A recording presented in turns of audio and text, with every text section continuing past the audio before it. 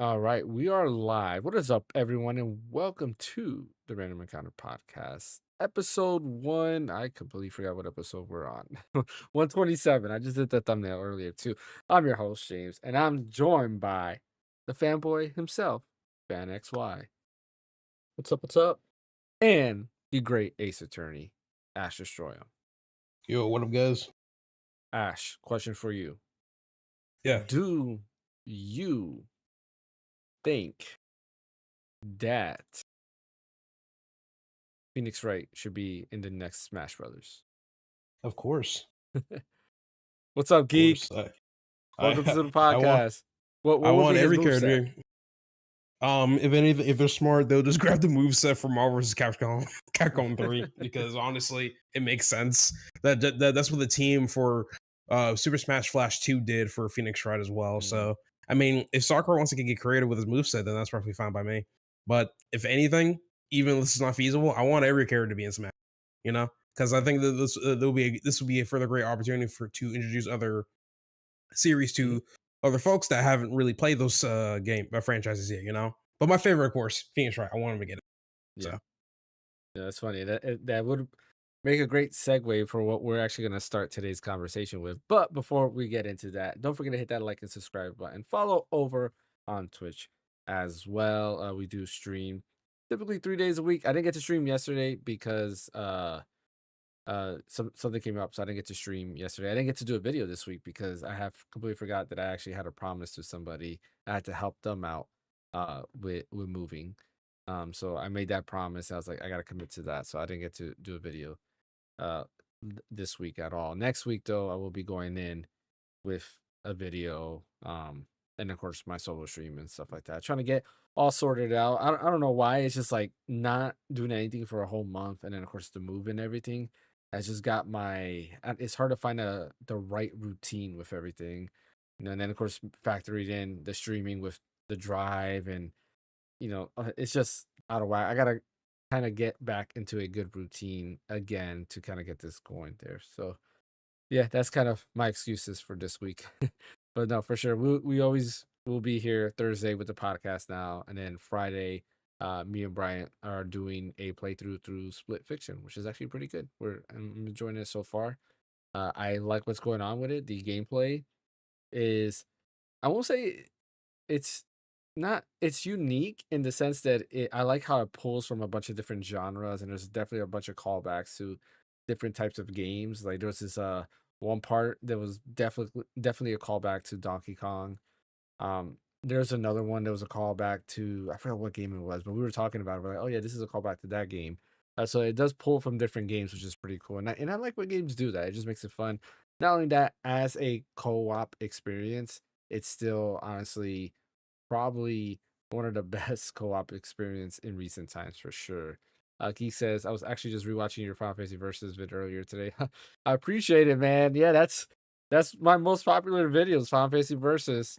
I should probably just talk about Final Fantasy Versus 13, like just every video and see what happens to the channel. I'll probably run out of things to talk about.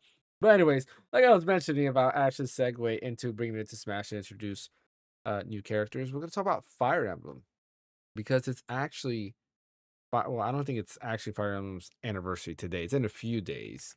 Let me actually find out. Let me actually get the exact release date for Fire Emblem on the NES in Japan because we didn't get to see it till like well later on.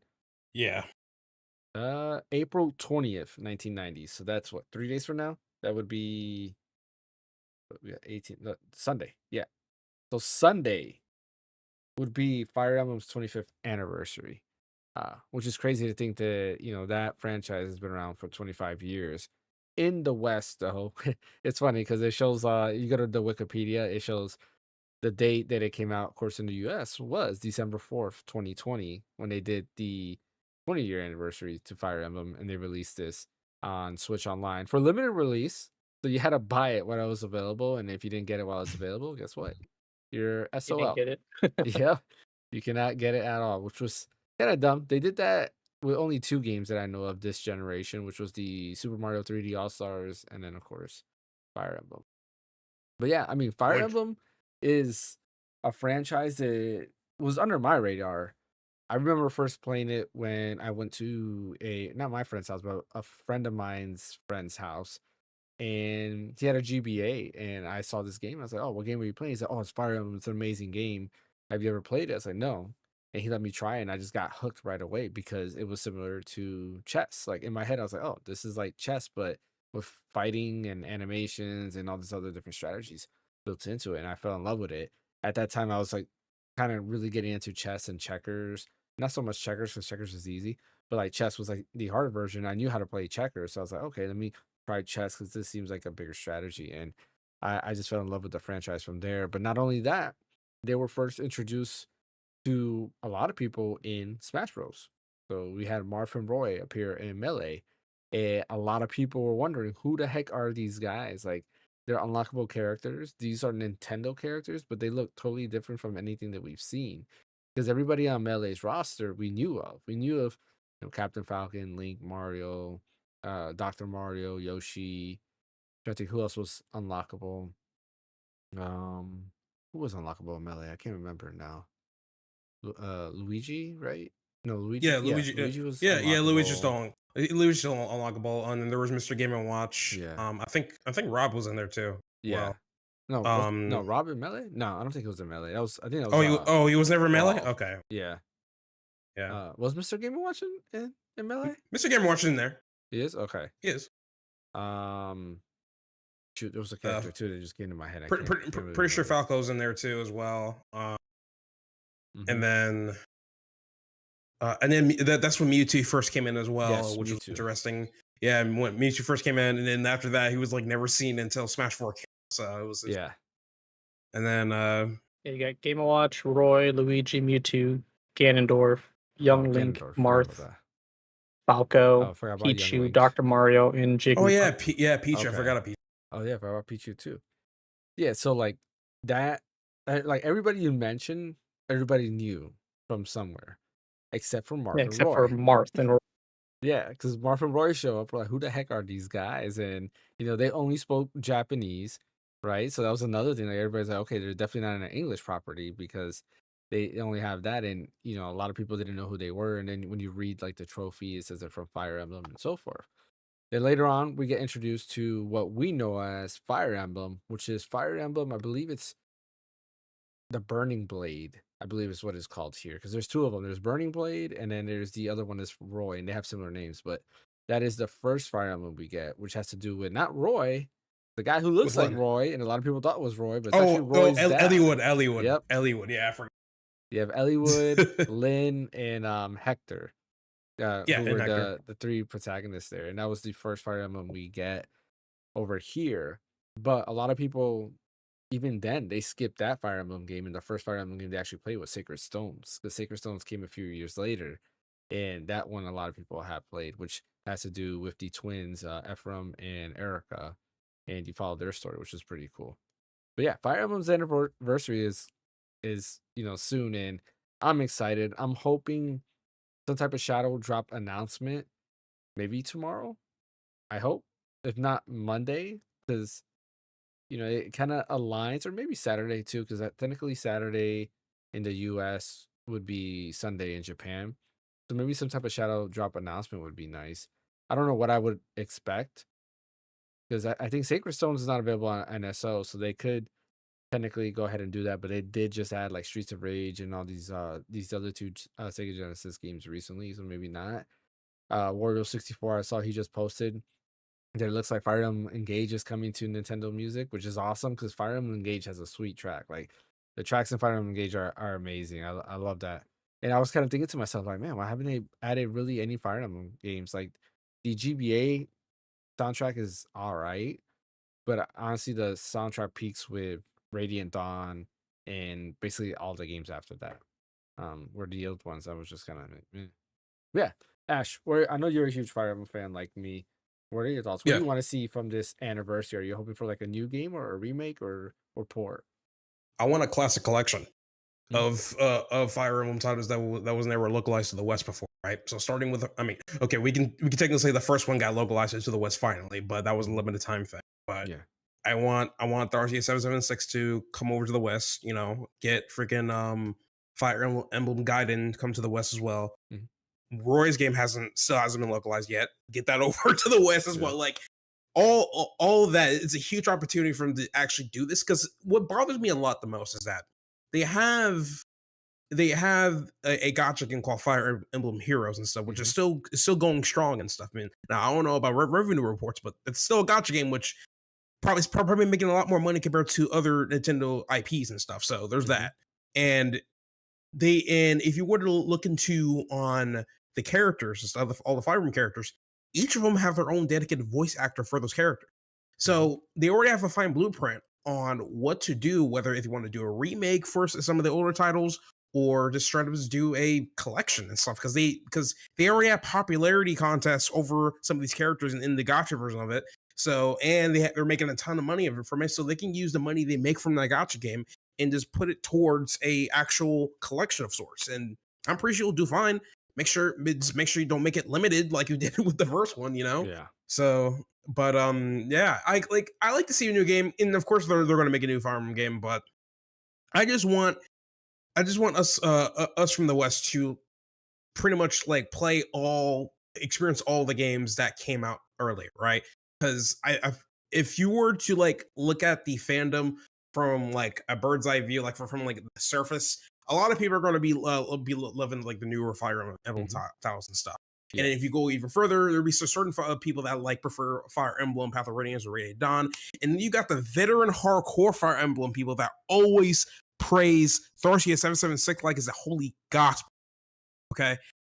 So I feel like in order to fill all those boxes together, I feel like they need to release like a Fire Emblem All Stars collection or something like that, where you get all the older games into one package, whether it's physical or digital, and sell that as an anniversary thing. Because I know they're gonna go announce a new Fire Emblem game sometime soon for the Switch 2. That's obvious, but like there's still more money to be made, and just make a classic collection and call it a day. Yeah. Yeah, I mean, when you think about it, in Japan NSO for Super Nintendo or Super Famicom, they have Mystery of the Emblem, which is Fire Emblem 3, right? Yeah. So it has a retelling of the first Fire Emblem game, and then it has a sequel story where the first Fire Emblem game is like kind of like, I mean, it's a short Fire Emblem game anyways, but they kind of made it micro size, and then it follows the story after that, where you're King Marth, and you kind of go through all of that, which is kind of cool. And they also have Genealogy of the Holy War on Genealogy there Holy as War. well. That's another one too. Yeah, so they have that in there. And I tried playing Genealogy of the Holy War, but unfortunately, like, if you don't know Japanese, like, forget it. And I tried with like using like the Google Translate, using like the camera part where it'll translate, and it just took too long. I was like, it's too cumbersome. I'm not gonna bother. Fan, you haven't played any Fire Emblem game, right? And you're not a fan Not of really. tactical RPGs? Not my cup of tea. No? Would you ever give Fire Emblem Nope. another try? Uh, maybe. Maybe. I don't know. What would convince you to give Fire Emblem another try? To be honest, like it's just I feel like it's slower than like just your traditional like turn-based RPG.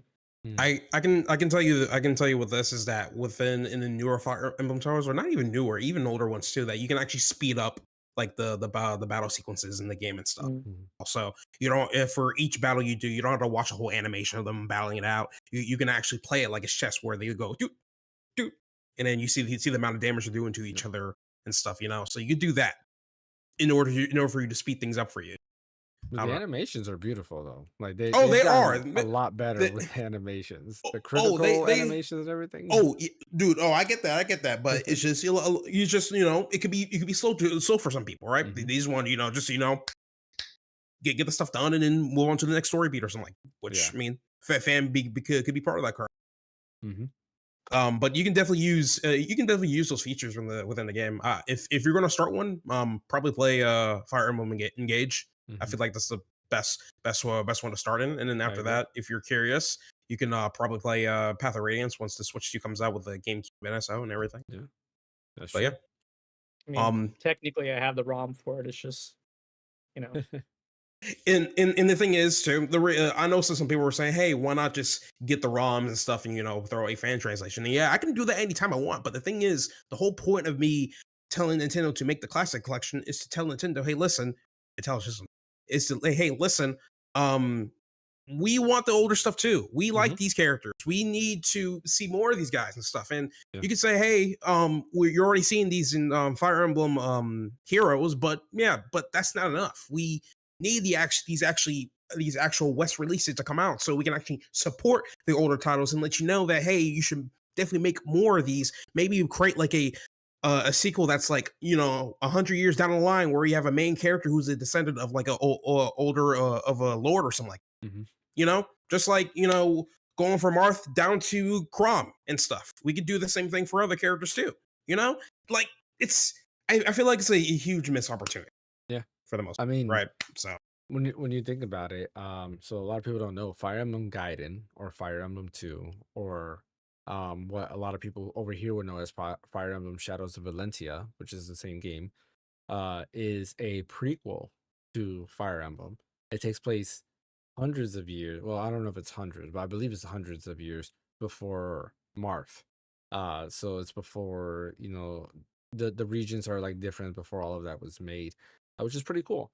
And if you know the story of Fire Emblem, you kind of, or Fire Emblem One, Fire Emblem Shadow Dragon, whatever you want to call it, you start hearing those references. You're like, oh yeah, I know what they're talking about there.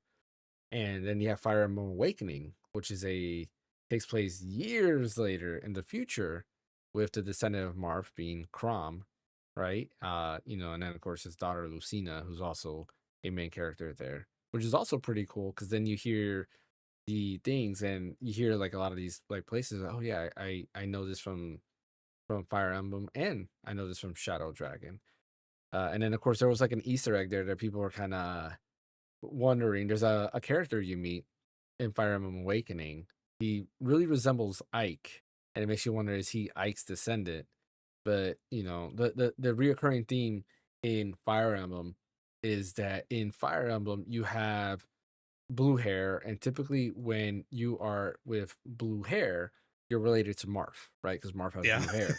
So Fire yeah, Emblem, Mystery of the Emblem, what else?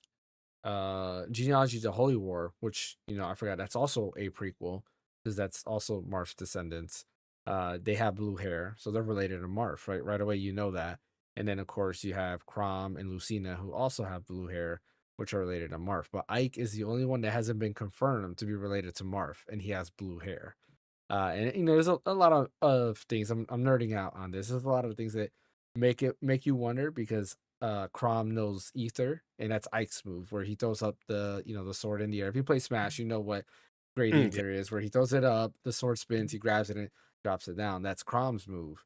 And like I said, or I'm sorry, that's Ike's move, and Crom knows that same move. He uses it in the actual game in Fire Emblem Awakening. So it's like, okay, are you related or not? So there's a lot of lore in Fire Emblem, which is pretty cool. Not every game is related, but a lot of them are. Yeah, Fire Emblem 1, 2, 3, 4, 5. Yeah, 6, 7. 6 is not related. No. So the first 5 are Oh, related. I thought Yeah, you just like counting how many Fire Emblems there yeah, are. Okay, yeah, yeah, makes yeah. sense. The first 5 games are related to each other, and then 6 is, I think, Roy's game. 7 is Yeah, Elliewood's. yep, 8 is Sacred Stones. yep, So Roy and Elliewood's games are related. Sacred mhm, Stones is unrelated to either of them. yep, Then after Sacred Stones, you have Path of Radiance and Radiant Dawn, which are related to each other. yep, Then you have Awakening, which is related back to Marth's story. And then you have Fates, which is unrelated to any of the stories. Shadows of Valentia is a remake of Gaiden, which is the second game. And then you also had a remake, Fire Emblem Shadow Dragon remake too, which was on DS. And yeah, Mystery of the yep. Emblem, which was remade, but only for Japan, not for the US. And then I'm missing 3 houses and then Engage. So yeah, there's a lot of games that you gotta figure 6 games. Yeah, 6 of the, I think, 11 or 12. So basically half of the games are in the same timeline, where the other Yeah. half are broken up into, you could say, 3 different timelines. So Yeah. What's up, Brian? Welcome in. Hey, I see you got the shirt that has my favorite Mega Man character in it. you bet. That's why I rocked it because I Yeah. told you I would. Yes, my boy Bass. I was He didn't about get to he say didn't get base. too Is much. it base? Yeah. He didn't get too much love, unfortunately. He was short-lived. Short-lived. Small And little stint in the anime also.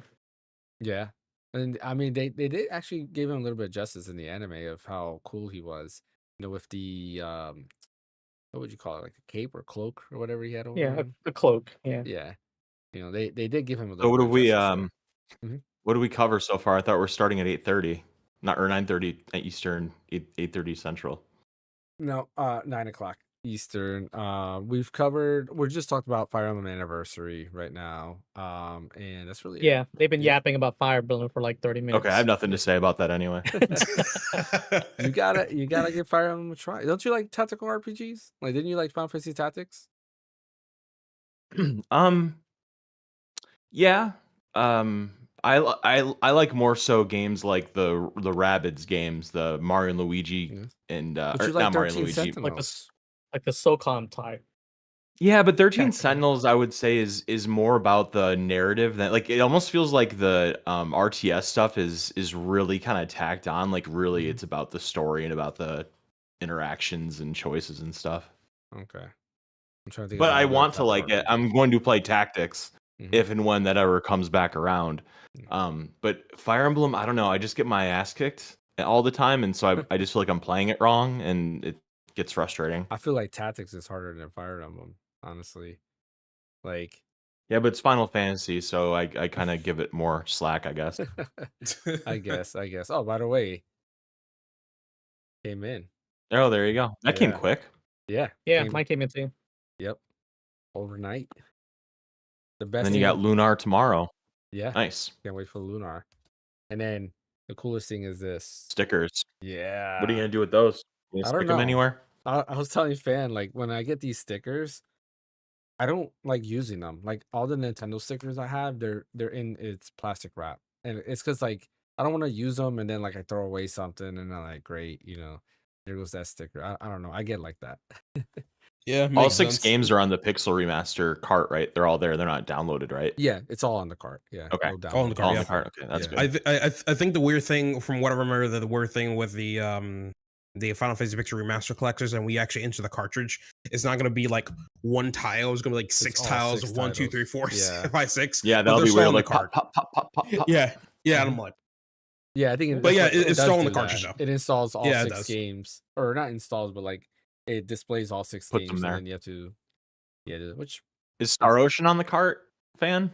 Do you know? We're about to find out. it should say on the Okay. front. It should say on the front. It would say, like, if you need a download, like, right down Download here. required. Yeah. It says download required. Yeah. Oh, Where? okay. You Well, it just serious? says game requires download of at least 3 gigabytes.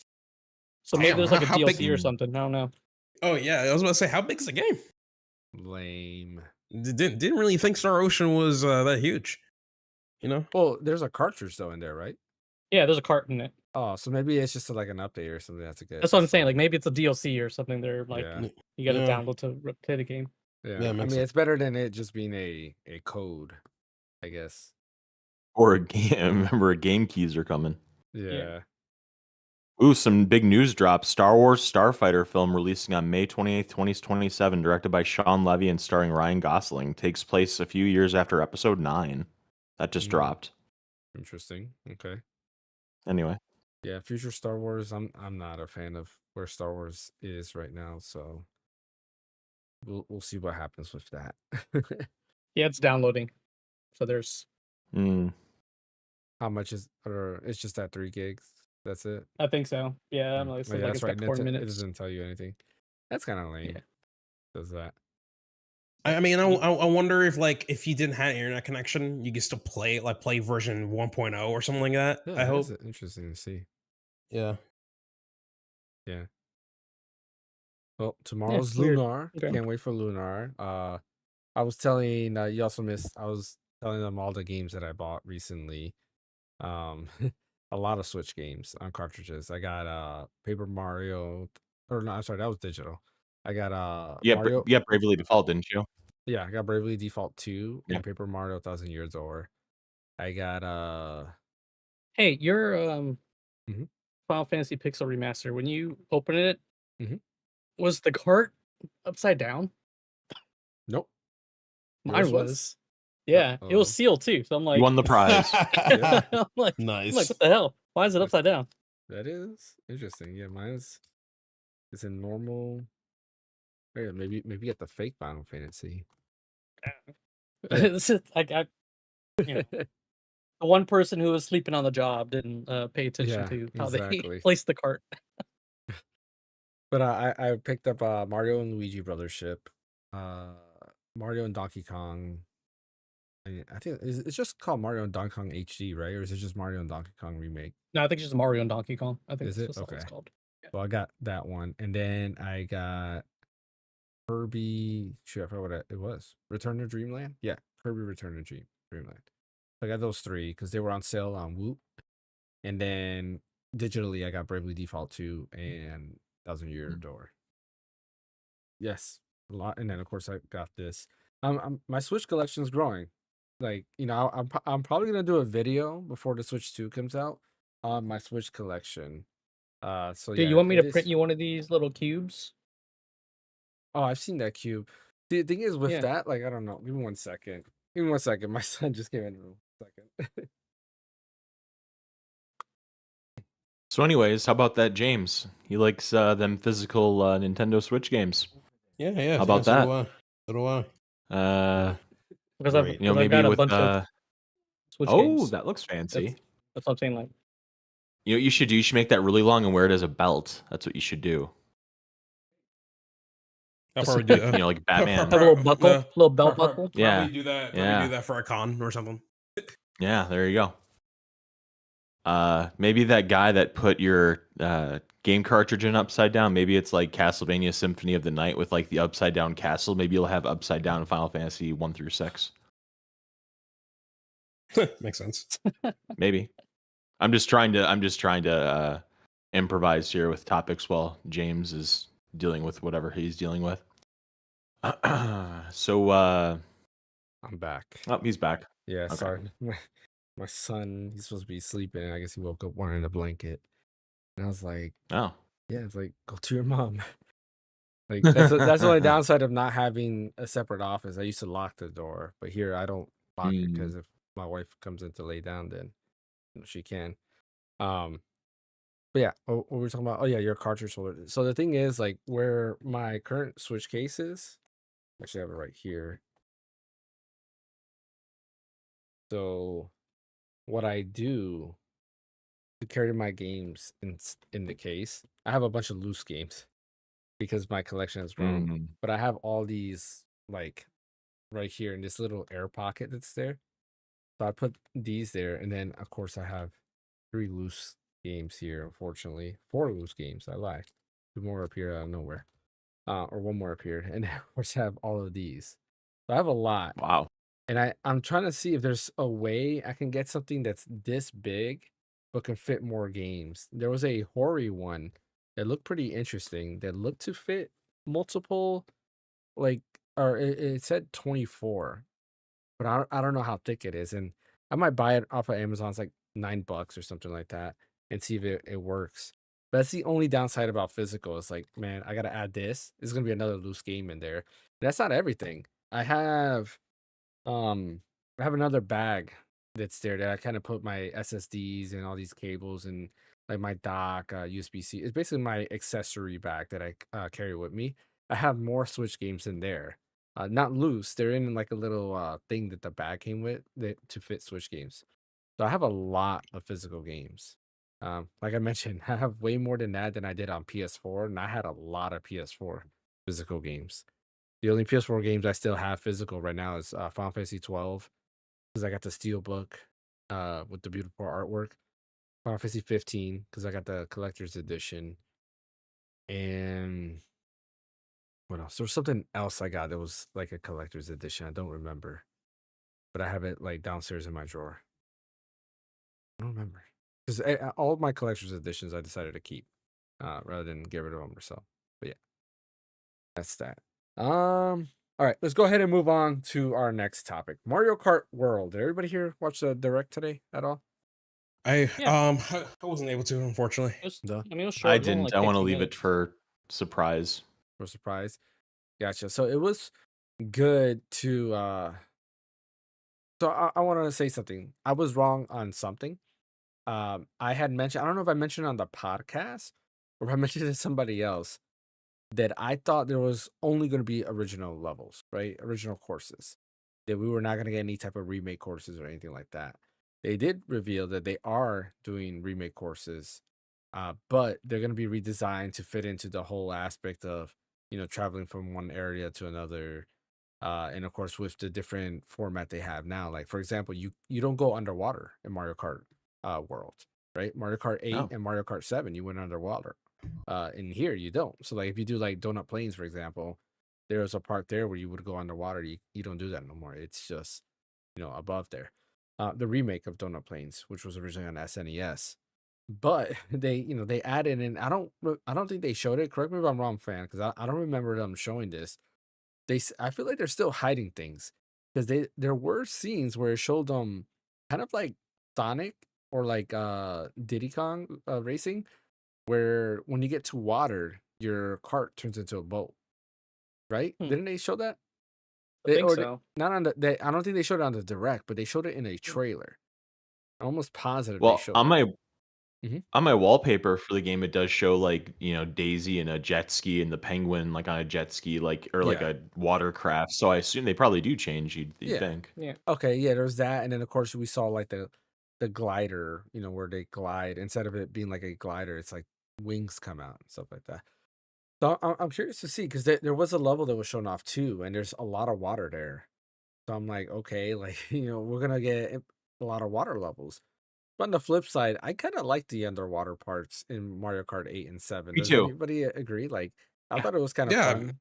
yeah. I mean, even before that, Mario Kart 7 started the underwater Mhm. stuff. Yeah. Like, it, I didn't know they took away that part. Hopefully, they replaced that with something even better, right? With Right. the remake. So that's a compromise I'm willing to make. If they're going to get rid of the underwater parts of the course, replace it with something that's better in the remake. That's Yeah. all I'm asking. Yeah, because I think like you said, 7 brought underwater and the gliding part. I Yeah. think that was a better, like a cooler thing than having the gravity stuff in 8. Because the gravity stuff, I was just kind Is of the like, gravity stuff coming back? Do you know? no, at least from what I've seen, it's not. That doesn't look like it, but I won't be surprised if it's still there. Yeah, well, I mean, according to all the courses I've seen, it doesn't look like it, but yeah, like, it's what it is. They are adding a rewind function, kind of like Forza. Yeah, I saw So, that. like, if you mess up, you can rewind. But, it got me worried because when I was looking at it, I was like, oh man, like, you're adding this rewind function. Are people going to be able to cheat or is this not going to be able to be used online? It does state that, like, yes, your character will rewind, but everybody else continues to go. So, if you fall, make a mistake, and you decide to use rewind, then yeah, that's on you. Everybody else is still going to be going. So I'm curious to see how that's going to actually work in action because like I'm thinking, okay, especially online, we all don't trust Nintendo servers to that extent. I'm just curious to see like is it going to work well? Because that's a lot of processing power there and bandwidth, I assume, to be able to, if multiple people are messing up and pressing the rewind button, like how's everything going to react? So I'm curious to see how that works in like a real scenario. Honestly, True. I mean, I'm pretty sure it's gonna work out. Assuming that they did upgraded their servers and Mhm. everything. It's just I don't see the necessity to use rewind for a game like this. That's my Yeah. Yeah, it's so The arcadey. Like, yeah. the advantage would just be like if you go off track and you have to wait for the freaking dude to come and like pick you up and like put you back on the track. Hmm. Maybe it's quicker with rewind, but you maybe shave off a couple seconds. Yeah. Yeah. Yeah. That's something I can think of. Yeah, because maybe you don't have to wait for what's the guy's I name? forget his name. Like Yeah, the freaking dude in the cloud with the freaking Yeah. fishing hook. Lakitu. yeah, like There you two. go. You don't have to wait for Yeah. him to like pick you up because that animation takes Yeah. forever and that kind of like gets Yeah. frustrating. 'Cause if you're in Yeah, first Probably like a place, he good comes 10, straight to 15 life. yeah. seconds. Yeah, Yeah, I can see your point of view now, fan. That makes sense. That could be the only reason why that's there in the first true, true. place. Yeah. But I can see other things like if you're trying to learn a course or something like that and you're practicing, yeah. I mean, honestly, me, I don't believe in practicing. I just play. I'll figure it out as I go. But if somebody's Same like a here. die-hard, I guess, pro Mario Kart World player, then yeah, I can see Dude, that. I the most hardcore it has ever been was back in Mario Kart Wii, where every player would just use Funky Kong on this motorcycle called the Spear, and literally they will Mhm. just know ins and outs on how to like complete the course as fast as they can. Like that's the most hardcore like game out there. And ever since then, like that community kind of died out little by little Mhm. because the same techs and mechanics weren't the same like the previous one. So Mhm. yeah, I don't know if they're able to make techs in this one, that'd be interesting. But yeah, like Yeah. if you were to ever look up Mario Kart Wii and like the competitive scene, it's insane. So Yeah, I mean, I didn't know Mario Kart had a competitive scene, but like, I wouldn't be surprised because I played online and there's some crazy people out there. Like even when Mario Kart absolutely. 7 came out, I remember playing online because that had on there. I was like, man, these people are Oh yeah, destroying me. I agree. I agree. Yeah, it was a matter of like skill and how to handle the monster wheels and stuff because Yeah. the monster wheel gave you the best speed, but it had the worst handling and I believe it had the worst acceleration. So Hmm. you had to like make do and how to and know how to drift in certain parts of the game, which that was a whole new mechanic as well. Hmm. That was a whole other mechanic or Yeah. tech that you have to learn too. So yeah, it was definitely competitive in Mario Kart too. Yeah. So Yeah. So they officially announced the Grand Prix, the World Tour, right? How many courses there are? I believe there's 6 in total, and then of course there's a 7th one that's hidden, which will pretty much unlock Rainbow Road, um, like every other one. I'm assuming DLC. They didn't mention anything about DLC, but I would assume DLC is coming back as well. Um, what was the other things that they announced? Characters. They showed off. They didn't announce like every character, but they showed off a lot of characters, and they said there's more to come. They Showed announced off a like, couple new items.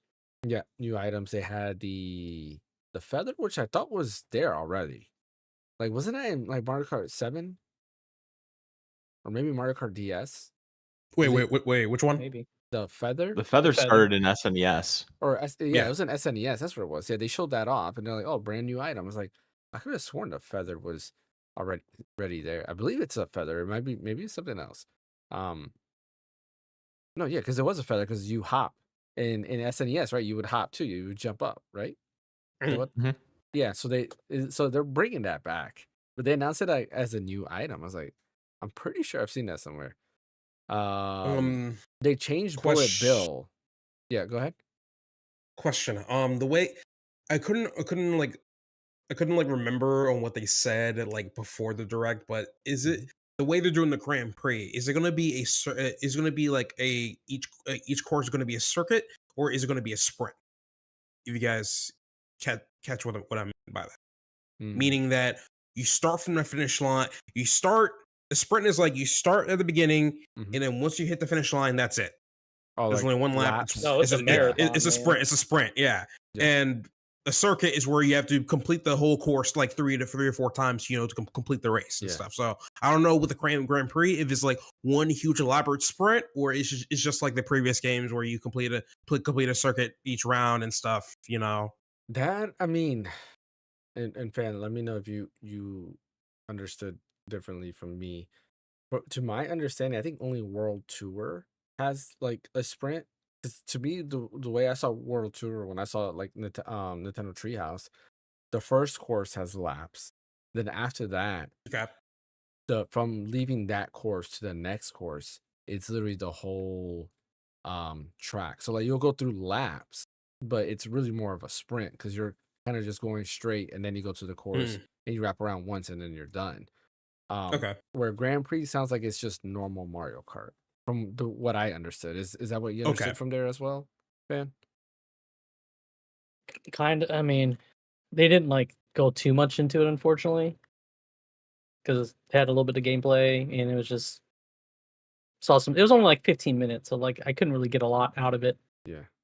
Yeah, the reason why I asked is because I mean, whether it's like the still old fashioned or they're doing something new with it, it's fine. Mhm. But the reason why I was asking if like the Grand Prix could be a sprint is because like if the last course, of course, is Rambo Road, it'd be cool if you go from like the track before Rambo Road and like transition all the way up to like Rambo Road, Yeah. like the like similar to like Ratchet and Clank, where you're going in between dimensions. But with this, you go from the previous track and then you get your cars return to rockets or something like that, and it transitions you into Rambo Road or something. Mhm. I think that would be cool if they're able to do that That'd personally, be right? cool. Yeah.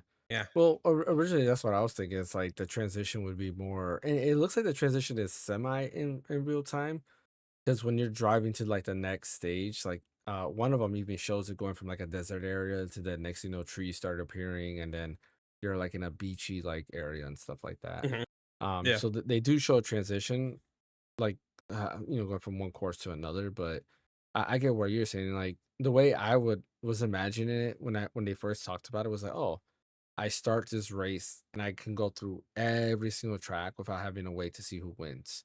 But you still Mhm. have to wait to see who wins, and then it stops, it loads, and then the course opens up, and then you start from there, and then you continue to the next race.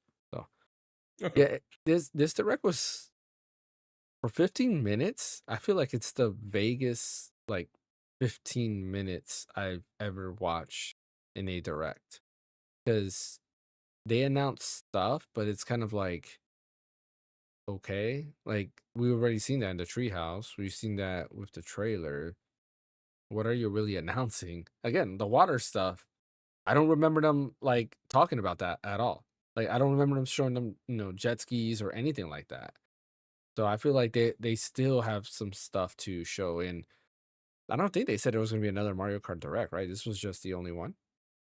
I believe so. I Damn. didn't. Then I remember hearing about any other direct. Yeah, let me see, because unless they announce two Mario I Kart was World Directs.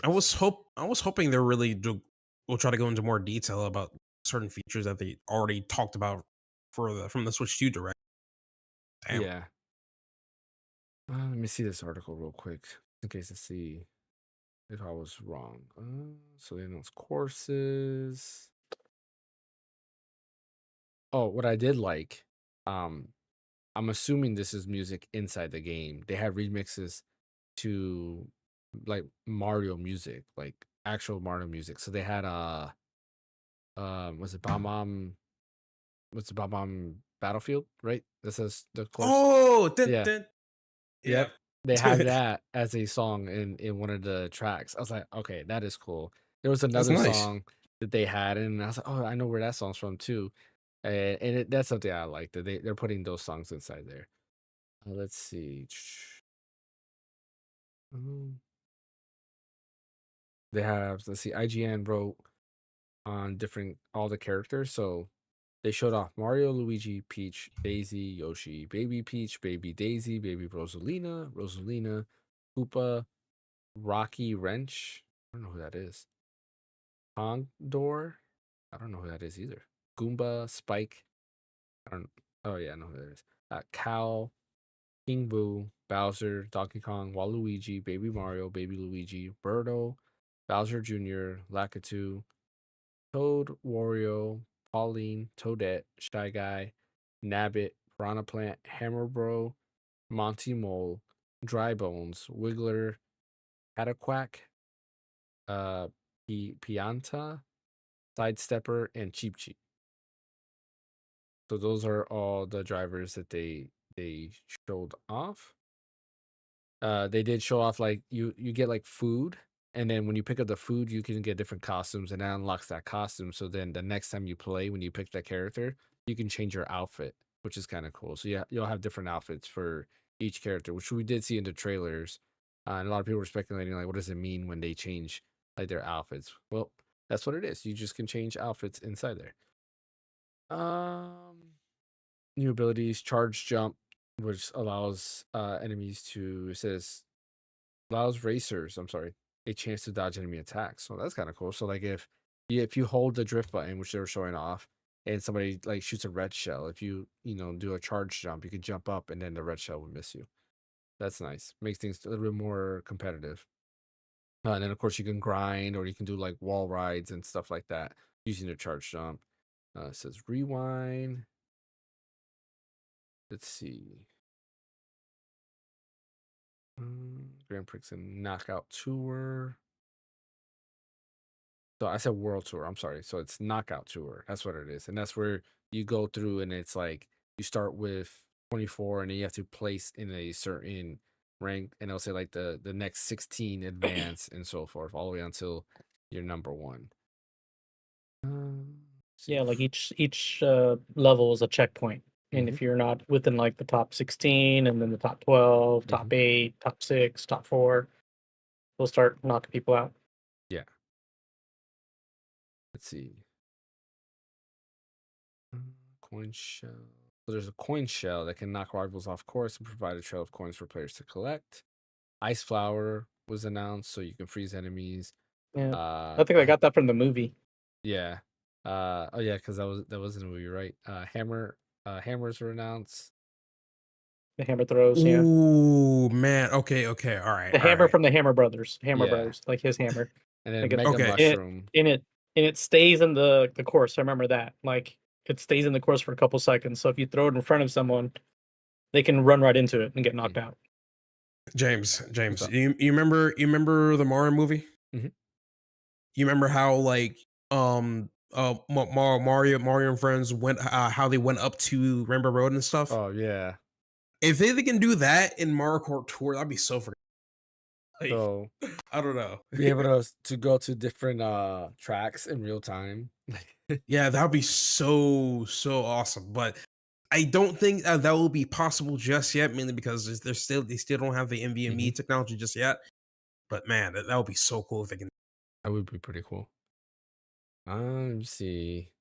I said Mega Mushroom and then the feather. See, even IGN is writing it like it's a new item. But Weird. shout out to Bryant. Bryant remembers the feather from the Super Mario Kart. Those young whippersnappers don't know what they're talking Yeah. about. Because like when I first heard it, I was like, I know I've seen that somewhere. I don't remember which Mario Kart it was. And people, I was like, I'm glad I'm not crazy. If I am crazy, Brian's crazy along with me then. No, even I remember seeing this. So I don't know what I don't know whether we're talking about. So. Yeah. So and that's it. Yeah, they didn't. Yeah. See, so they did not talk about riding on water, anything like that. There's a lot of stuff that are still missing out that they've showed in trailers. It'll be interesting to see what they show off with this because they didn't even show all the courses. They showed some of the courses, but not all of them. So I am wondering if they're going to show another direct closer to launch. Yeah. So I know you didn't see it, Bryant, but Ash and Fan, what are you guys thinking about this? Well, You I didn't see it. excited? I didn't see either, but based on like what you were saying, it didn't seem like it was a good worth of my time to watch in the first place. Unfortunately, So I wish they would have like went into more detail on the stuff they want to sell you on for a Mario Kart World or Tour. My bad. Yeah. And I feel like after this, they need to try to go around the country in the US into Best Buy locations and have people try out Mario Kart Tour on the Switch too. To give them more of a feel on what you expect from the system, because they did it before with the Switch and they did it before with the Wii U. They need to do the same thing for the Switch too.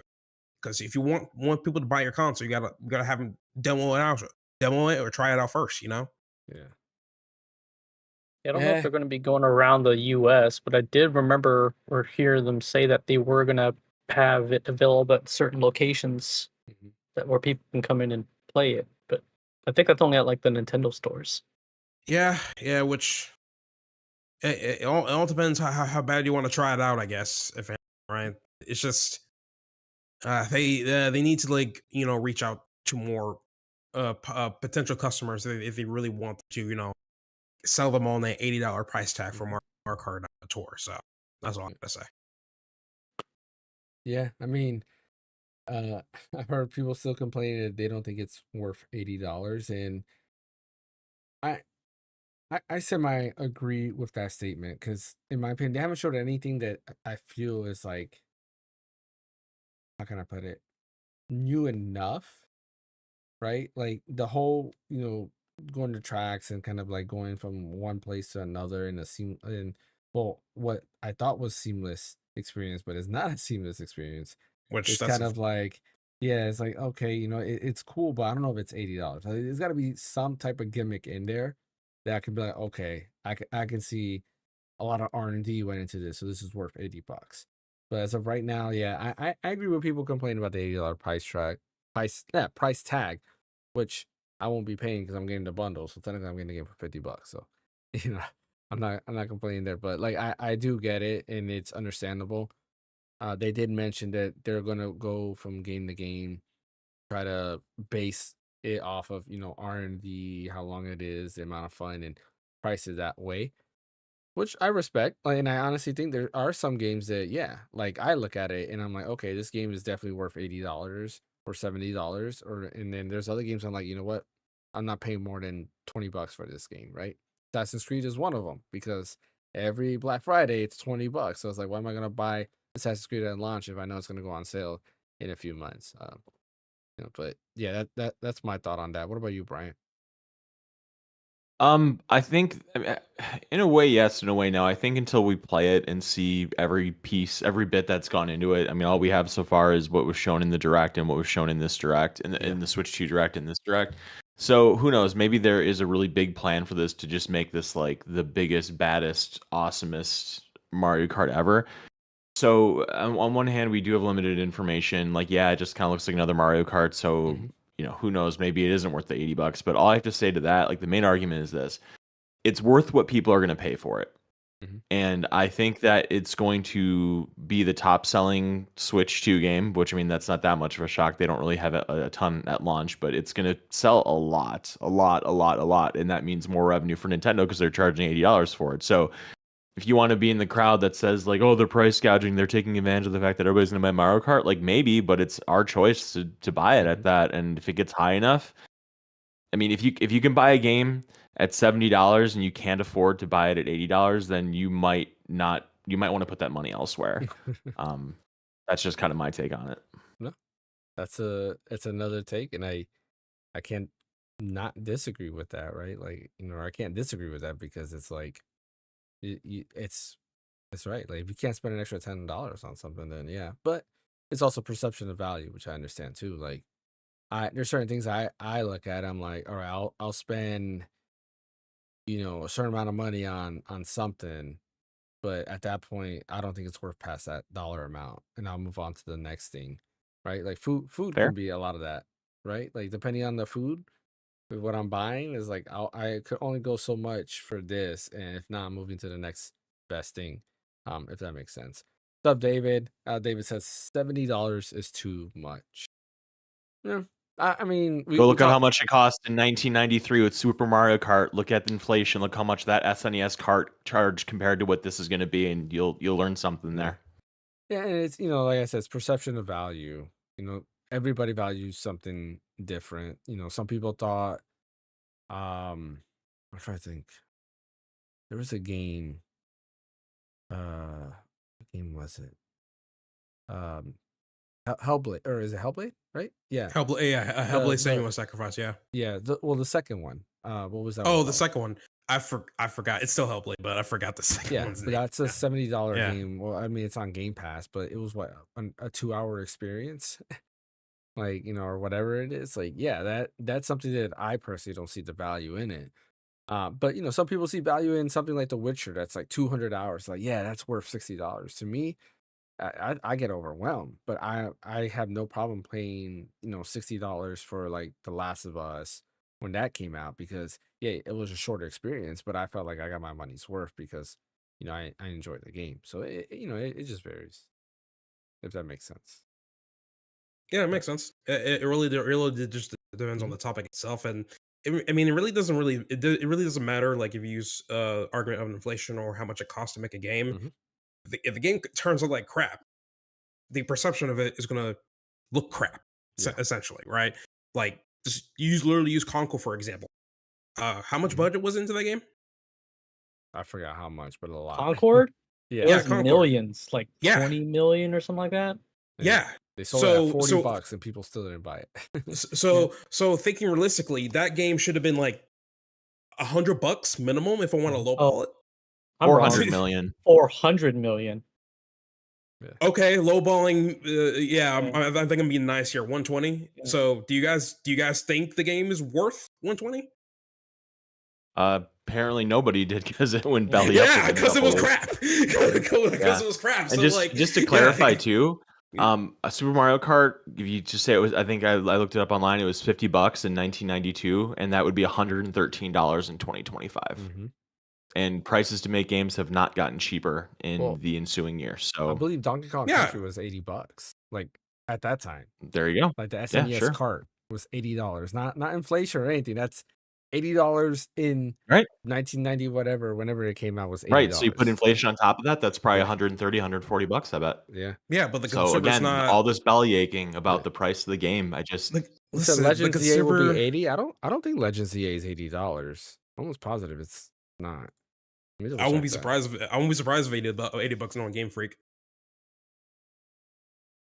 I mean, yeah, Legends EA being that expensive, I'm like, yo, you gotta convince me because you didn't convince me with Scarlet and Yeah, Violet. and that's the point of the whole PR and marketing team, to sell you on the fact that, hey, this game is worth to you $80, right? I mean, I can say, hey, it cost me to make this glass lemonade. It's going to cost me $30 to make this glass lemonade, so I got to sell for 40. But James, if I gave it to you, you took a sip out of it, and you say, hey, this tastes like Minute Maid lemonade, Yeah. then at that point, that's not going to be $40. You know, it's just it all boils down to, okay, hey, if you put this much effort and this much money into the game, is it actually going to reflect on the price on what it's worth to the customer? Yeah. Right. That's the whole point of salespeople. That's the whole point of PR, so on and so forth. And so far, people are still not, still not thinking that this should be worth $80, which is why the response to that, hey, they're going to buy the bundle, buy the $100 bundle because they think it's a Mario Kart's worth at least 50. To me, Yeah. so far from what I've seen, I think it's worth 60. It Yeah. also depends whether there's a physical cart in the bundle or if it's just a There download isn't. code. It's a It's a download code. download. Yeah. Yeah, it's gonna be a And that's how download they're code. like gonna make, like, because it doesn't cost them anything to put a download code where, Right. Yeah. Mm. I'm trying to see if I can costs more find for the actual cart. I know there was somewhere I saw physical like prices for the Switch 2 games. I don't I'm know pretty sure they're where. going to be the same prices as digital, I think, because I remember they were saying that Mario Kart Tour physical was going to be $90, but it turned out to be false. It's still going to be $80. So Well, that was because I was all Oh, there was something online where like Europe. European prices were different. Yeah. Yeah, European The was EU 90. prices were different. oh, okay. Yeah. Whereas like their digital was cheaper than the physical. But that was Yeah. in the Europe. That's what I'm saying. Like, 'cause, I caught that right away when people were saying that. I was like, no, because there was somewhere I went to and I saw all the physical prices for the games. I don't remember. I thought it was Target, but now I go to Target and they don't show anything. Interesting. Well, But- I mean, they don't show anything now because Yeah. can't pre-order it. So Yeah. Well, I mean, I right put here, it like, I can go to Donkey Kong Bonanza and it's $70. And actually find alternatives. Let me see. Do you think pre-order is going to be available for pre-order is going to be available by next Monday at least? I was hoping they announced it today. Let me see. I've seen Where- rumors about the 21st. So Mario Party Jamboree is $80. Oh, so next Monday. Okay. What you say? Mario Party Jamboree is also $80. Switch 2 edition. But that's like Yeah. that's the $60 game plus the $20 Yeah. like upgrade. expansion DLC, thing. yeah. So Yeah. that's a little different. yeah. Switch 2 edition. Yeah. Story of Seasons Grand Bazaar RSS Premium is $80. So I guess that's like a collector's. Oh yeah, it is a collector's edition. Yeah, there's no I'm pricing for fine. Pokemon Legends ZA. Yeah. Right now. I'm fine with the game being at $80. It's whatever. Yeah. Oh, what? You know? Oh no, wait. Because hold here's the up. thing, Mario Kart is a safe bet. Like this isn't like I don't know, I'm trying to think of like a really niche game. Concord? Like mouthwash. yeah, but I mean even more like what's more Nintendo? Like what's a Nintendo centric like I'd say almost Star Fox because they haven't had a good Star Fox game in how What many about years. So like what about Metroid Prime Federation? Yeah, sure. There you go. That's not a bad example. Metroid Prime 4, I would pay $80 for, but yeah, if it was Metroid Prime Federation Force for $80, that would be hard for me to swallow. I'd be a little apprehensive about parting with my dollars there for sure. For that game, I'm pretty positive. Like, if I were to look into it, the game itself is not bad. It's just it came out at the No. wrong time. Yeah, Right. but $80. I mean, that's a lot for that. Yeah. Oh, sorry. It's all Metroid three, Other yeah. M2. How about that? Metroid Other M2 paid $80 for that. That's scary. Tears of the Kingdom is also $80. Yeah. But again, that's Switch 2 edition. Yeah, so $10 more than what Tears of the Kingdom for Switch was. And then you have Breath of the Wild that doesn't come with the expansion. Yeah, that right there. Oh. That right. They gotta fix that. They gotta fix that. That's DLC. They're like, again, that's just DLC. They don't have to include DLC because you're not required to play DLC to play. I the game. know, but It's dude, it not a came out requirement. freaking 8 years ago. Like, just make a premium version of the game, like a Game of the Year edition. Like, think about like The Witcher, right? Like The Witcher 3, like the Game of the Year edition came with all the DLC. Like, that's what so many games do. Have you ever seen Nintendo do a Game of the Year edition of a game? No. No, but I'm just saying, like, it's 8 years Maybe. later. Why would like, they just do that put the now? DLC in there. They've never Put done the it in the DLC there. past. never know. They're gonna stick about- to their guns. They're gonna do what they want to Never do. know. I mean, I'll say this for argument's sakes, right? Mhm. Assuming most of us already have the DLC, if we play the Switch 2 edition, the DLC might just work, and we don't have to pay for the pay. I hope we don't have to pay for the DLC again to play on the Switch 2 version. No, Switch I don't edition think version of it. so. But if we No. already have the DLC, then we're fine. You're just paying for the upgrade if you don't have Right. Nintendo Switch Online. Yeah, and the DLC's been out for 8 years, so you had 8 years to buy the DLC. But people are griping that the DLC is not included with the Switch 2 edition. I'm like, I'm one of those because it's people. DLC. Well, I mean, you're not the only person that's griping about it. Like, everyone online is griping about it. Like, I But I'm agree. like, it's DLC. Like, I you agree don't where they're have coming to buy from, it. but if you already have the DLC, you don't have to worry about it. Yeah, I know, but that's because I already paid the $20. It's only for the new people that have to I pay know. for the DLC. That's I understand that. But I'm like, I paid the DLC because I wanted to pay the $20 for the DLC. But if people are complaining now, like, oh, it doesn't include, I'm like, yeah, because it's DLC. Like, you aren't required to buy DLC to play the full game. It's just extra content added on. So why would they include it? Like, it's not a requirement. Because it's an 8-year-old game, man. If Well, it was like it- Tears of the If Kingdom, people bought Mario Kart on the Switch 1 now and they want to get all those courses, they're gonna have to pay for Nintendo Switch Online. So right now I'm looking through like all the Switch 2 games. And David, to answer your question, there is no pricing on Pokemon Legends ZA at all yet. So we have no clue what they're gonna charge for it. Even on Switch. Because they could technically charge $70 on Switch and make it $80 on Switch 2.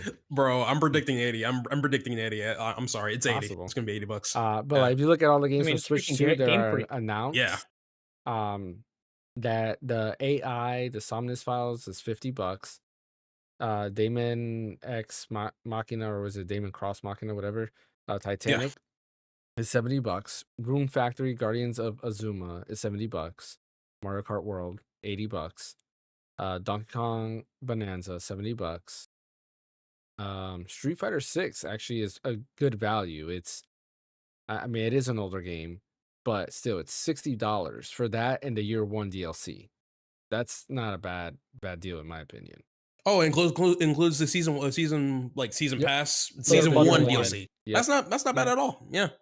Kirby and the Forgotten Land is $80, but of course that comes with the new DLC. So $60 for the game, $20 for the DLC makes sense. Which nothing changes. Yes. Same price, yeah. Breath of the Wild $70.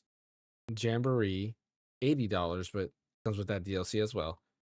Bravely Default, Flying Fairy HD Remaster $40. Tears of the Kingdom $80. Story of Seasons Grand Bazaar is $60, and that is it.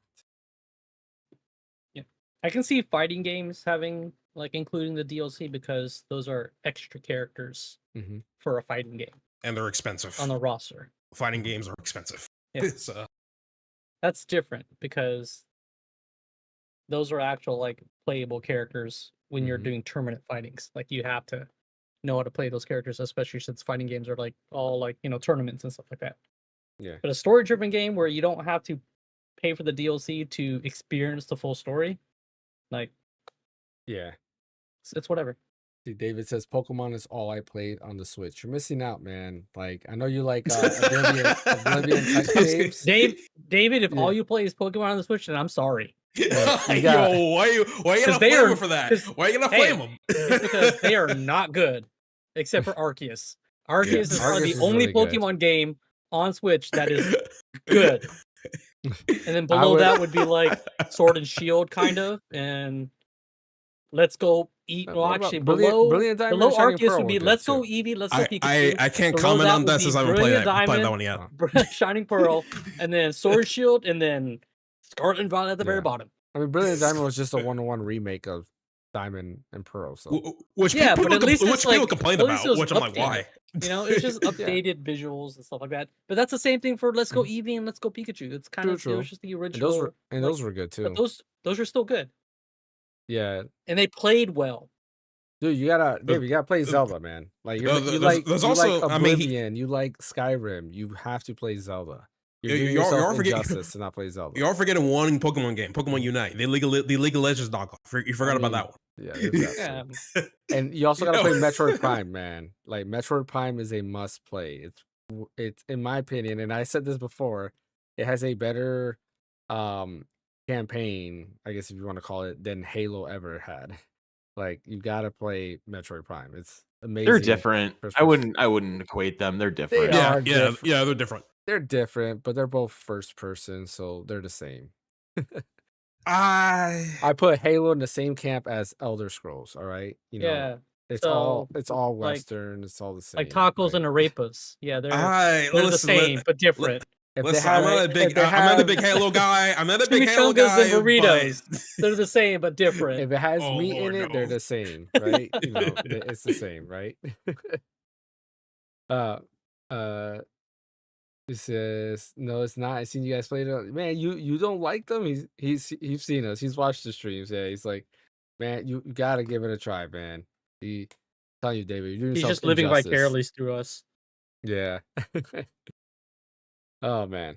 All right. Let's go ahead and talk about what we've been playing. I'm gonna go first. I've been playing Bravely Default 2, and I like it. Like it's a nice.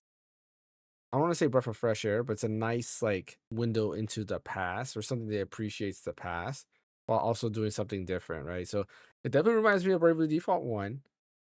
But like just the gameplay mechanics and just the way everything is kind of rolling out, it's like old school Final Fantasy. Which, if you Yep. remember, the Team Asano who did this, I think it's Team Asano, who did this.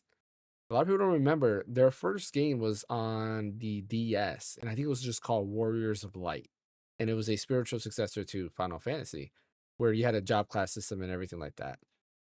So that was their first game, and it didn't do so hot. A lot of people did not like it. It didn't sell very well. And then they came back with Bravely Default, which pretty much was the same exact thing that they did before. But then this kind of did it. They kind of did the Rocket League thing, where Rocket League kind of just redid the same game again, and it just happened to take off. They kind of did the same thing there, with the inclusion of just the Brave in the default system. But I believe Warrior of Light also had a similar system to that. And it just, like I said, it didn't take off there. But yeah, I'm enjoying it. It feels like old school Final Fantasy story. Yeah, it can be like, I don't like using the word cringe. It just can be very simple. But I still enjoy it. The combat's fun. Like boss fights can be difficult. Having to use tents to rest. You don't recover your HP after you go ahead and level up. So there's a lot of other things going on in there that's like old school Final Fantasy. Yeah, it's good. I recommend it. That's pretty much everything I've been playing. Is really just that. I haven't played a lot of it. I'm only probably like a couple hours in it. But I'm enjoying the character customization, right? So you have your main job and you have a sub job. Every time you win a battle, you get JP points, which are your job points. And then, of course, you get your experience points. And with your job points, at each level your job gets, you unlock different abilities. Once you, let's say, get like, whatever ability you want in your job, you can actually set that as your sub job and then have a new main job that you can level up. But you can keep some of those abilities and you keep all like the magic or the skills that you have for that job. So a good example is, let's say you start leveling up black mage, you start learning black magic, and then you get a bunch of abilities from there. And then you want to be white mage, so you can change your black mage as your sub job, and you'll continue having all the black magic and all the black mage abilities while now learning the white mage stuff too. So you have both techniques, you have both white magic and black magic. So yeah, I'm enjoying it. Really, really good game, and yeah, so far so good. We'll see how it turns out in the end. I like to describe Bravely Default as Final Fantasy One on crack, but with a musical, because they just as soon as you figure out on like how to abuse a system, it is absolutely insane. Yeah. Like, because like later on in the game, I found out that hey, as long as the music keeps going, you still keep all the buffs. Yeah. So as long as the music never stops, you can just wail on them and have fun with it. So like literally at the beginning of just Bravely Default, you will get the thief class and stuff, and then if you were to do the ultimate as a thief class, I think all party members will get like I don't know how much of a crit boost it is, but it's fairly high, or it could be just 100% on. I don't know, but like with that, you start with the thief, and then I don't know if you do the ultimate game with another thief to further stack it up, but I know you can stack other buffs from other classes From on top of specials, that as yeah. well. Yeah, as the music keeps going, which is insane. Like it's just when they were when they were making this game, they just like, you know what? Let's just make Final Fantasy 1, but like just extremely broken for no reason, and that's what they did. Yeah, I So was gonna comment on that too. The soundtrack is good too. It brings like PS1 era vibes in terms of like oh the yeah, soundtrack that they have. And each person has a theme song. So like when they do their special attack, the music changes to that theme song.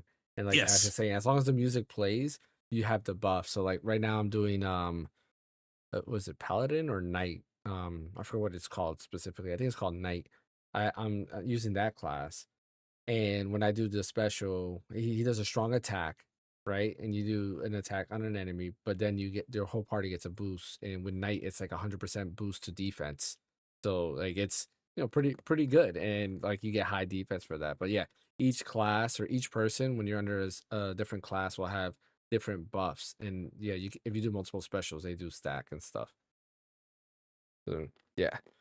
All I Um, remember about Bravely Default 2 mm, is that the battle theme sounds like the theme song from Attack on Titan season 2, I think, and I think it's the same guy that did the music. is it? No, I don't think. I That'd think be so. cool. I don't think so because it was Hiroyuki Sawano's uh, um the composer to that, and that's definitely not that. Let me see. Bravely Probably, Default. they probably took inspiration from it. Hmm, The entire, let's see.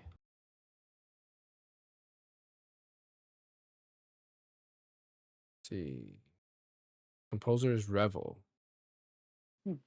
Oh, Revel, yeah, Revel's been the composer for throughout all the.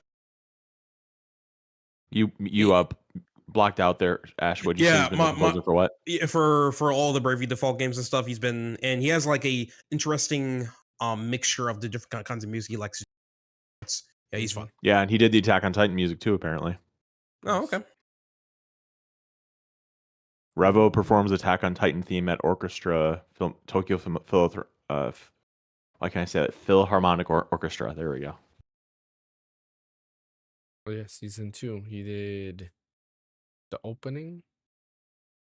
Yeah, the opening. Yeah, if you listen to the opening of season 2's like the opening to season 2 of Attack on Titan, and then listen to the Bravely Default 2 battle song, like they sound very similar. It's cool. Yeah, I'm trying to think what is.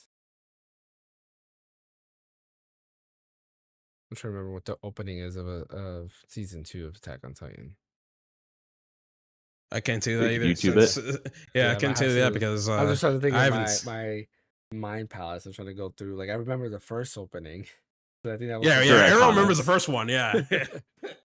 that's the most iconic one there. I have to go back. To me, like the battle theme to me sounds like just Final Fantasy because it has the same Final Fantasy start, and then it sounds almost like Final Fantasy 5. I want to say Yeah, it has similar vibes to Final Fantasy 5. I think it's Final Fantasy 5's battle theme.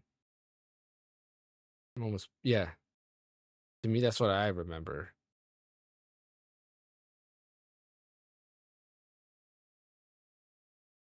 I'm gonna put a link comparing the two in Discord in a couple Okay. minutes. All right. Okay. I'm gonna have to see it after this, and then next podcast we'll discuss that. Fan, what have you been playing? I picked up the 3DS back again, and then I played some more Golden Sun Dark Dawn, and I didn't want to like dive into Xenoblade Chronicles. Like I didn't want to buy it, Mhm. so to figure out if I like it or not, I loaded Chronicles 3D on the Mhm. 3DS just to see if I like the game. Yeah. I mean, there's a lot more quality of life stuff in the definitive edition version. So, like, I mean, if you do Yeah, just enjoy like the just story, gameplay, just yeah, the overall gameplay, just to see if I'd like it or not. yeah, I think you'll like it. Chronicles is really good, and it gets better. It's Xenoblade Chronicles is that franchise that with each game the combat gets better and better. Um, Yeah. Yeah. it it gets a lot better because one is a lot slower. Two starts slow, and I remember playing two when it first came out. I was like, oh wow, this is very slow. I'm not gonna like it, and then it picks up like later on once you get all the different blades and you get all the different characters, it picks up fast and it gets really fun. And then three is just even better. And then X is just its own thing. What about you, Ash? What you been playing? Yeah. Been playing a little bit of Zenless. I don't know if you can see that, Oh, and then been playing some Wuthering Waves 2 again, and then still playing. I actually went back to replay Devil May Cry 3, I believe. mm, Great game. Because they're coming out with a new season for the Devil May Cry anime, mm-hmm. and like I kind of want to just go through all the Devil May Cry stuff before I get to the anime, even though I don't have to, but I want to. So, Mm. um, but yeah, I mean that's pretty much it. Can't really explain too much, honestly. So, What about you, Brian? What you been playing? I was rocking out to this Attack on Titan theme song. It's so good. No, I was listening.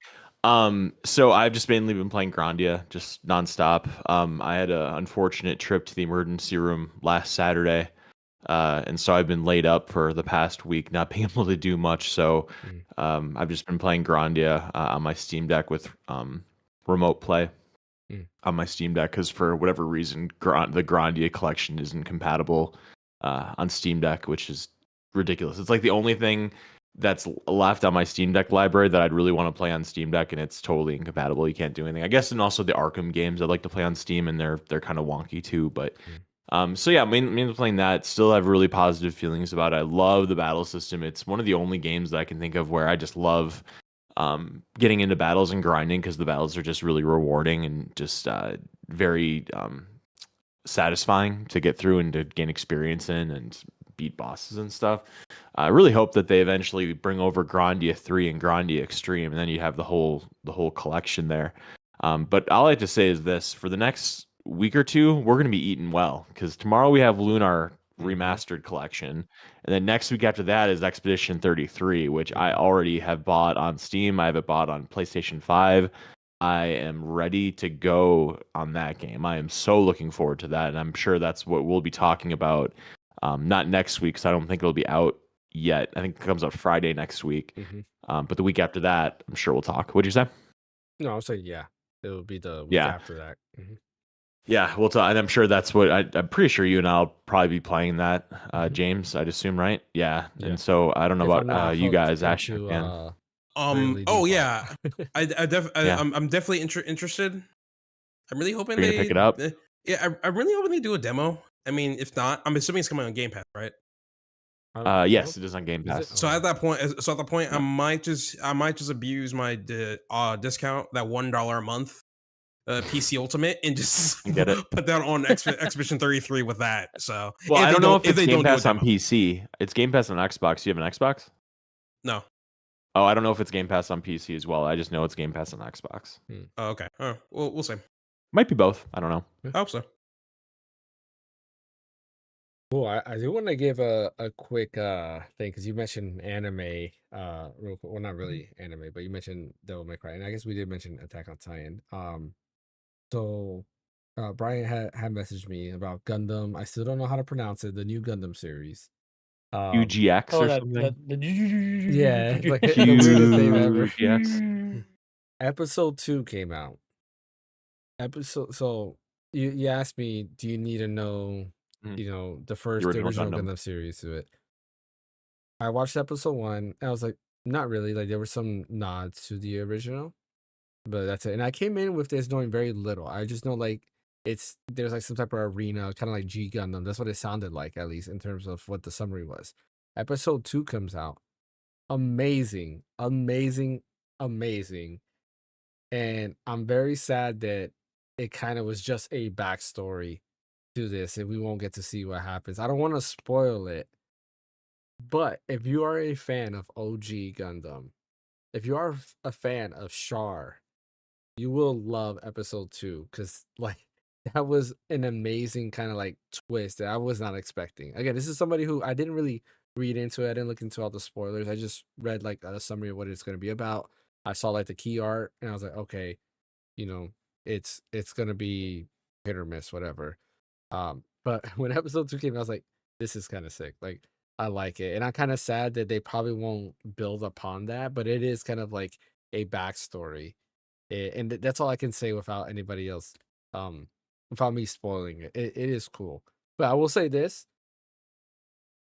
you it's kind of hard to say because it's an alternate universe No, to okay. the first Gundam Yeah, isn't series. it like in the original series, like the main character gets the Gundam, and then like one side gets the technology and in the war and stuff, and then this new series, it's like the other side got the technology or something like that. Yeah, so like in the original Gundam timeline, like the Earth Federation forces wins the war. But in this one, it's the Zeons, right? The Zeonic Front won the war instead. So, but yeah, kind of like what you're saying, episode 2 explains all of that because you go through episode 1 and you're like, why is Zeon there? And they start saying, oh, we won the war. And, you're like, what do you mean you won the war? Like, Earth won the war. What's going on here? And then, yeah, they show the backstory. And I guess, you guys want to hear the spoiler? No, no spoilers. I'm gonna check it out. Okay. So, So yeah, because I mean, kind of what you said is kind of the spoiler there of who gets the technology and how it works, but it's Mhm. amazing. Like it Okay. was a cool what if. And I do like that when episode 2 plays, since episode 2 is like a flashback of kind of like what was going on in the original Gundam. They play all the OG music from that. So again, if you didn't watch the original Gundam, you're gonna kind of be like, why does this music sound like weird? Because it's not the flashy K-pop music that episode 1 had, or not K-pop, but J-pop music that episode 1 had. Um, but it plays like all the classic tunes. The only thing it didn't play is Char's theme song. Like for those of you who are Gundam fans, Char has a theme song. He's the only one that I know of that has a theme song that has his name in it and that plays every time he shows up and starts destroying people. So I can't think of any another anime character that has a theme song that says her name over and over. Um, but yeah, watch Gundam, whatever, that has a really long name that I don't know how to pronounce. Does the So original Gundam hold up? there's a remake, not a remake, but there's like a movie version that I think is probably better suited to watch. because it condenses a lot of the stuff down Yeah, The and filler, they kind of like the art is not better. redrawn, but it's like like cleaned better. up. Yeah, it's like cleaned up. There we go, compared to like the original. But I think Is it it kind of holds up. like my affinity for Dragon Ball and how much I know about it, but isn't like one of the Dragon Ball series like it takes like OG Dragon Ball Z and it like condenses it and makes it Oh, cleaner like and not Kai. as long as that Kai or whatever? Yeah. Yeah, it's Yeah. kind of like that. The movie, so like, Gundam is infamous for doing that. They've done that with Gundam, with every Gundam series. They did that with Mobile Suit Gundam. It's in I think 4 movies, 4 or 5 movies. Then they did that with Zeta Gundam. Zeta Gundam though, they redid the art. And it does have a weird thing because they have new animation, they have old animation, and it does this switch on you, which is kind of awkward. Dragon Ball Z Kai kind of does the same thing. but like you'll be watching something that's like from the 80s, and then next thing you know, you have this HD artwork that pops out of nowhere. You're like, okay, what's going on?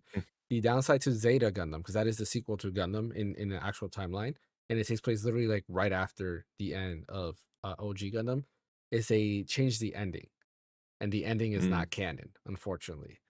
So but everything else is canon except for the ending. You'll have to watch. I mean, honestly, you don't even have to watch the original ending. You could just kind of Google search what the original ending is, um, for you to get the canon ending. And then there's ZZ Gundam, which sucked. Some people liked it. I thought it was dumb. It was too not serious. And then after that is Gundam Unicorn. Oh, yeah, Gundam Wing. You This you is the watched Gundam this Wing, right? this is the only Gundam that I've watched that this is the only Gundam series I've ever seen. And I loved this Yeah. series when I was a kid, and I still like it now, obviously. But I mean, I bought this physical, so that should tell you all you need to know. Like, I love Gundam Wing. So I thought I'd like the other series too. So and I haven't watched any of the other Mhm. series. Like, I There's a lot bought of good Iron Blooded ones. Orphans. What did you say? Yep. I say there are a lot of good ones. Yeah, I'm Iron sure Blooded there Orphan's are. good. Iron Blooded Orphans is Uh, really good. the Well, most what's recent one, Witch of Mercury Oh yeah, is yep. actually Yeah. pretty decent too. well, Yeah, I what's haven't what's a watched good that one one to yet. start? What's a good one to start with? Because I never really Gundam watched. You Wing, would probably. Wing like got me into it. Iron Blood Orphans is really good. Yeah, Iron Blooded Orphans is also Is that another a good one. one to start with, or Yeah, because it's its So own original story. oh, an Like, original story? Okay. yeah, like it's really good. so the thing with Gundam is there's different timelines in Gundam. So you kind of have to know, and each timeline kind of has their own like different themes. The UC timeline, which is Universal Century, that is OG Gundam. That timeline is based on, it's literally just war and politics. So if you like a lot of war and politics, Yeah. it's really it. Double I O. mean, yeah. Double O is Gundam Wing is after Colony is Gundam Wing after Colony correct. 195. Yeah. Okay. After Colony is Gundam Wing. Then you have Gundam Double O. I forgot what their timeline is. Gundam Double O is really good. It's kind of like a spiritual successor to Gundam Wing. Very similar themes. I would recommend Gundam Double O, especially to you, Brian. If you love Gundam Wing, you'll love Gundam Double O. Double O's good too. What's Yeah. the one where the dude's like actually fighting inside of the cockpit, G like he's Gundam? G he's like Gundam. standing? Yeah. That's just fun. That's just Yeah. fun. Is it okay? It's not, yeah, it's like its own thing. It is a fun series to watch though, and it's pretty good actually. It might seem wacky, but it's actually pretty good. Oh, it is wacky. I mean, every country with its like stylized Yeah. Gundams. There's How Gundam. how is Germany the one with the ninja? That makes no sense. Well, it's like the Mexican Gundam is Tequila Gundam. Yeah. It's got the sombrero and Yeah, like everything. that artwork is amazing. I know this is probably going to be subjective here, but like, Mhm. which Gundam you think has the best story? Best story? Yeah. I like Gundam Wing a Oh. lot. Yeah, Like Gundam Wing's good. I mean, I like Double O just because it like went on. Double O is There's really a lot good of like too. twists in Double O. Yeah. Gundam Wing is me. It's so funny actually. Now that I think about it, James, when you and I were playing Split Fiction, I threw out that Epion Yeah. reference when with I the got whip. that whip. You Yep. know, yeah, Yeah. that's Gundam Wing right there. Yep. Oh, I love Epion when Epion first showed up with what's his Oh, name? it's so awesome with Zex Yeah, and with Zex Trays. and Yeah, yeah, that was amazing. Yeah, I always loved Epion. I thought Gundam Double or Gundam yeah, is it Double O? No, wait. Wing Zero. Wing Zero, there we go. Yeah, I'm mixing them up. Wing Zero, I thought I don't know. I was just like, Hiro should have stayed with Epion, but you know. Epion's badass. Who ended up getting Epion? It Uh wasn't Zex. Zex got the Tall Geese no, 3. no, Who Zex did? Zex got it and then it blew up. Was that at the end of the series? Yeah, well, before he got the Tall Geese 3, because remember then Zex kind of changes and is on Hiro's side, and then he gets the Tall Geese, and they fight what's his name? The guy who wore Trays. blue. Is that what his name? Trays. Yeah. Trays Kushinada. Yes, they fight him. And then the bad guy in Endless Waltz is Marimea. Mm-hmm. Oh yeah. Anyways, Ash, to answer your question, to put it to you this way, Gundam Wing was you can correct me if I'm wrong. Like that was like the first big Gundam series to come out on Toonami. There's a Yeah. reason they brought it to Toonami is because I think it's like really immediately accessible and it's kind of in its own thing and it's got great characters. The plot is very cool with like politics and war and Yeah. the Gundam designs are amazing. They're very iconic. Yeah. It's just called Gundam Wing. Yeah. Gundam Wing, yeah, it's on Okay. Crunchyroll. I know. Mhm.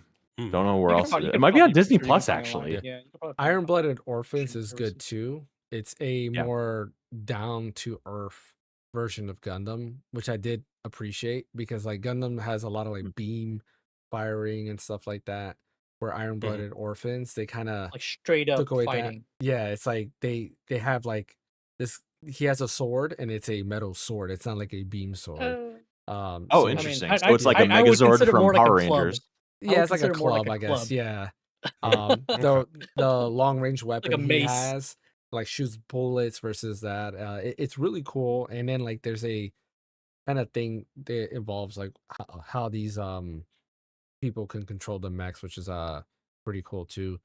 But yeah, but I personally like the Universal Century Gundam series. There's just so many like the politics in it, and just going back between the back and forth between Xeon and the Earth Federation is really good. Gundam Unicorn, which is the most recent in the series, is amazing. I loved it. That's also, I believe, there's 5 movies, or they turned it into a series as well, 25 episodes. But I really Sheesh. like Gundam Unicorn, and Hiroyuki Sawano does the music for all of it. So, it has a banger soundtrack. He's actually been the Okay. official composer for Gundam since Unicorn. There is Gundam Hathaway, which is crazy. I'm not gonna spoil it, but the novel has a super, super messed up ending.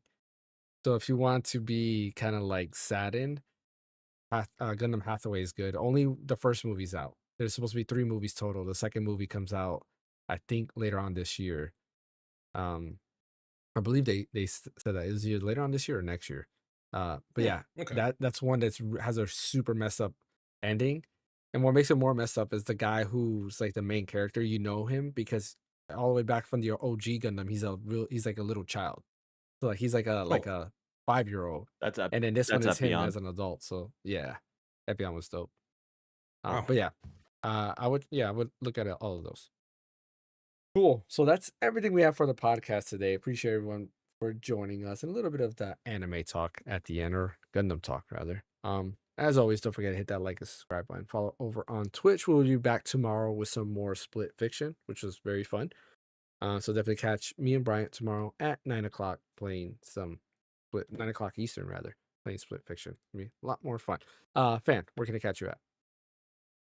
Phaneckswhy, at all the socials, Twitch, YouTube, X, Blue Sky, all of it. What about you, Ash? You can catch me at Extra Strong on YouTube. But before we go off, can I say one more bit of news real quick? I think this is kind of cool. Yeah, so apparently Split Fiction on the Switch 2 can actually game share with the Switch 1, so that way you can Yeah, I do saw co-op. that. Yeah, I feel like that's awesome. That's amazing. Yeah, for sure. But yeah. What about you, Bryant? Where can I catch you at? At Red So Deep on Blue Sky. Awesome. And as always, you can catch me right here at the Random Encounter. We'll be back tomorrow with some more Split Fiction. Thanks for watching. We'll catch you guys next time.